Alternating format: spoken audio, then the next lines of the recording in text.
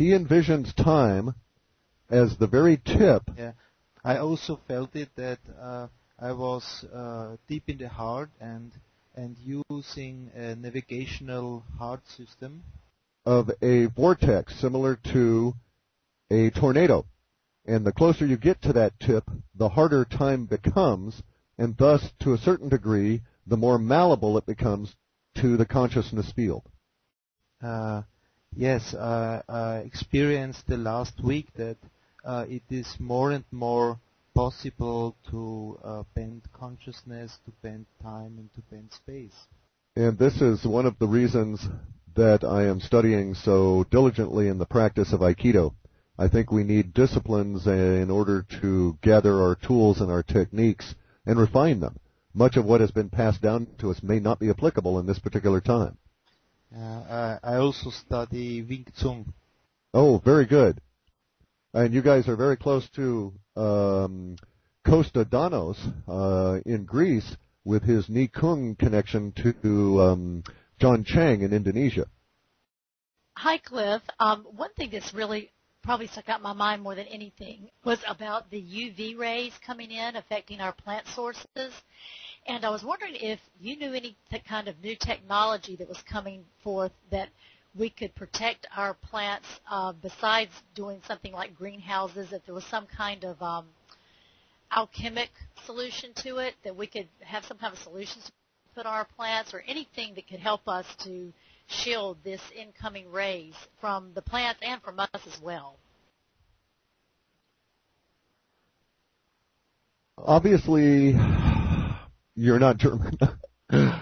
Let us continue, though, and state that probably not. I know of nothing at this point beyond the material that would shield from the UV. The data sets continue to shape up in such a way as to predict the impact of UV radiation in changing agriculture for humans. This will eliminate the long row cultivation. Sure, let me ramble for a second here. The UV rays are showing as eliminating the results of the Green Revolution. The radiation will shut down long row cultivation by machines and giant combine sorts of harvests. This is likely to occur over the next 2, maybe 3 years. So the substitution will be small plot biointensive cultivation under all forms of shielding, including inside buildings. I, for instance, am using woven poly, which reduces the visible light by 20% and the UV by about 17%. The woven poly, I believe it's ethylene, the woven polyethylene fabric is very dense and very heavy, but even in my dome covered with this, even in February, it is possible to feel the actinic rays getting to the point where you're going to have a sunburn. This is highly unusual for our area. Also in our area, the chemtrail spraying is now 4 and 5 levels deep. The supposition that we have is that the radiation from RV will be most acute north of, say, 33 to 35 degrees latitude, as we have a slight thinning of the atmosphere there relative to the bulge of the equator. Thus, we see agriculture as a whole, as an industry, changing over these next 2 years. And this will be on top of the already disastrous crops that we've had for the past 7 years. End of statement. Okay, I'll just take a breath on that one. Are you ready? I'm standing ready. Can you tell us more about this new state of consciousness? I can discuss it. We're experiencing it, and we want to know more about. Also on verbal. Yeah. I'm writing more about this in part 3, and am presenting a series of charts that you will see in the metadata section. These charts are going to basically explain the position, and they're going to show via a scatter graph that humanity, prior to the 1900s, had a particular bell curve shape distribution between power-loving individuals and bodhisattvas and Buddhas, necessarily with a large clump of humanity in the middle. As we moved into the 19th century and the 20th century, the powers that be took over the media and education system and caused a shift within the general distribution of the populace relative to the concept of enlightenment or greater consciousness, such that the bulge in the bell curve moved closer to the power-loving end of things, the materialistically bound individual with a very limited scope. As we moved firmly into the 20th century, in the last half of it, the Illuminati had firmly gripped the press and the education system, and a very large shift has occurred, especially in the generations that are now newly young adults, say 16 to 26 years old. The current conditions of the universe are pressuring a rebalancing of that effort. The rebalancing of that effort over time necessarily will shift to the other extreme prior to a normal bell curve distribution. Thus, more and more people will discover within themselves the heightened states of consciousness and or enlightenment that we have seen discussed in the past. Many of these people will find this, as I have stated, unwittingly and unwillingly, and they will assume some level of mental illness because they will be under distress. It will be necessary for those people that have had some skill to guide over such individuals that may not be too traumatized and may be savable. I don't know what the ratio of the population that experiences this effect will be, but the data suggests that some significant numbers, perhaps tens of thousands, if not hundreds of thousands of individuals, will encounter effects that will have them questioning their sanity over these next 2 years. End of statement.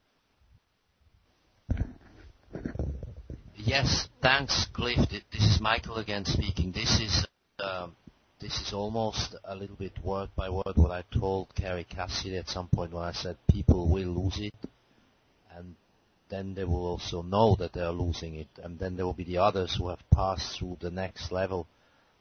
And we have been experiencing this in the last few days. We've been talking about a lot of these things. Anyway, I hand you back to Roman for a moment.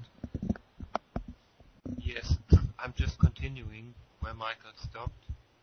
We could experience this, and I personally experienced this as a very pleasant experience. Actually, like something like coming home, something like being connected with a group. This morning I felt I was really exhausted last night, and during the night and in the morning I felt like a drop to which the ocean came, and then I felt much, much better. Actually, it was totally good. So, end of the statement, dear Cliff. We call this energy in the martial arts tradition ki, ki if you come from Japanese, or chi as the Taoist and the Chinese do. The ki component, the energetic component of universe, is clearly on the rise. Now comes the task of learning the abilities to harmonize and flow with this. It is sometimes very difficult. I personally have issues in large crowds because of the massive disharmonious ki being generated. So I have been a recluse these many years, developing myself at this stage. Now I move out a little bit more. As Michael has noted, 2009 is the year of movement, of change, of action. I call this transformation, and I too am participating in this. The tools and the techniques that we have available to us will increase over time. I suggest, as a personal preachy sort of advice to people, to undertake a discipline, yoga or whatever is harmonious with you, that reaches into the more esoteric and the key component of reality, because it's going to be it's very clear to us, especially from the data sets, that very soon it will be walking in key constantly and aware of material reality at the same time. And it is this juxtaposition, this conjunction, that will be causing most of the problems for the uninitiated. Many tools are available to us. The one I like most is that which concentrates on breath. End of statement. Hi, this is Johnny here. I have a question about the timing of the economic meltdown, so I'm switching subject matter, so feel free to come back to the conscious issue if you feel like it. But here goes, here's the question.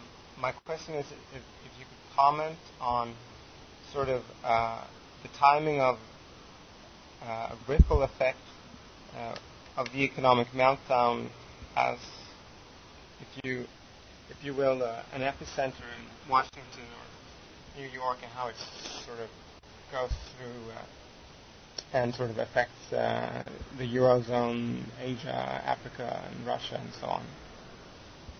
Thought if you could comment on, if you have any data about that. End of question. Yes, we have a great deal of data about that because it is a very emotionally hot subject across the entire planet.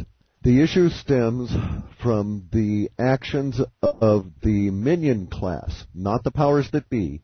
Let's leave aside the Rothschilds, the Rockefellers, the Queen of England et al. At the moment, and concentrate on the more public faces of Obama administration and those others that are within the minion class. These individuals are attempting to save a system that has already died. The U.S. dollar, begun in 1913, has within it 99 cents out of 100 cents of debt attached to it, and therefore cannot be saved by yet more debt. The powers that be minion class in New York and in Washington, D.C.